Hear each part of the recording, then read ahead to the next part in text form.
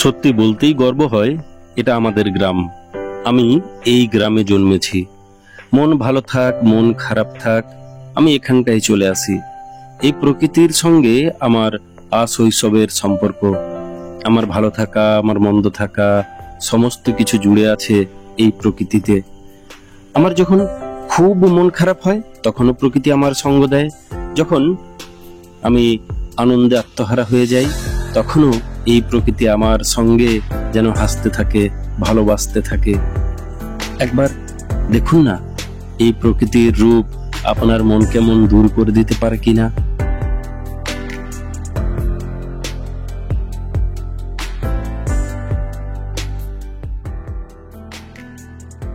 এই পৃথিবীতে দুঃখ নেই, কষ্ট নেই, জ্বালা নেই, যন্ত্রণা নেই, এমন মানুষ তুমি কোথাও পাবে? এমন মানুষ কি কোথাও আছে? প্রত্যেকটা মানুষ নিজের নিজের দুঃখের বোঝা নিজেই বয়ে নিয়ে বেড়াচ্ছে।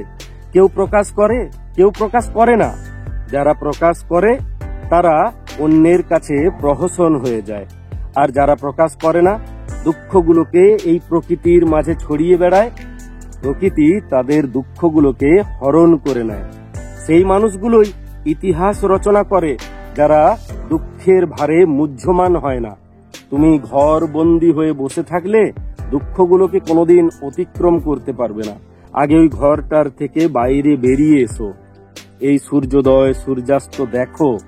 প্রত্যেকটা দিন কেমন ভাবে তোমার যাচ্ছে তুমি এই প্রকৃতিতে এলে বুঝতে পারবে।